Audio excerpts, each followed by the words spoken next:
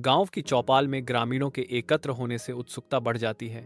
उनके चेहरे मानसून की बारिश और भरपूर फसल के वादे से चमक रहे हैं। आशाएं उड़ान भरती हैं, हंसी हवा में भर जाती है। हर ग्रामीण भरपूर खेतों और समृद्ध दिनों का सपना देखता है। उत्साहित भीड़ के बीच रामलाल, जिसका चेहरा वर्षों के ज्ञान से अंकित है, अपना हाथ उठाता है। आशावाद की लहर के खिलाफ सावधानी की अकेली आवाज। उनकी अनुभवी विशेषताएं प्रकृति के अप्रत्याशित तरीकों को समझने के जीवन भर के अनुभव को दर्शाती हैं, जो ग्रामीणों की लापरवाह खुशी के विपरीत है। लेकिन उसकी चेतावनियों पर उपेक्षापूर्ण हंसी आती है।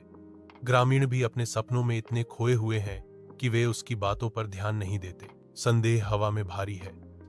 ग्रामीणों के हर्षित भाव रामलाल की बुद्धिमत्ता को खारिज करते हैं, जो संभावित खतरे का संकेत देते हैं। कल्याणी नदी में वृद्धि होती है, इसके किनारों को तोड़ती है और भूमि पर एक धारा छोड़ती है। खेत लगातार वृद्धि के नीचे गायब हो जाते हैं।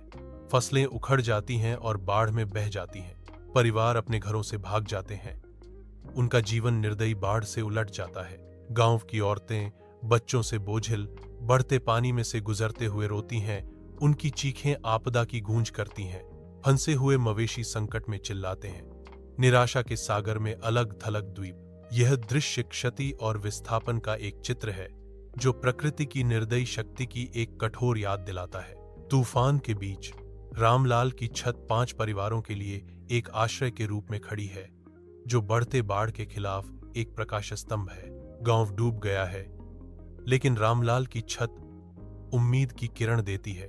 तेज बारिश में रामलाल अटूट संकल्प के साथ 2 नौजवानों के साथ तूफान का सामना करने की तैयारी करते हैं। तूफान की गर्जना के बीच उसकी आवाज।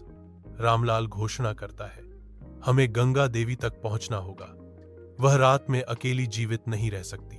संभावनाओं के खिलाफ वे गंगा देवी को बचाने के लिए एक खतरनाक यात्रा शुरू करते हैं, जो अंतहीन रात के खिलाफ एक दौड़ है।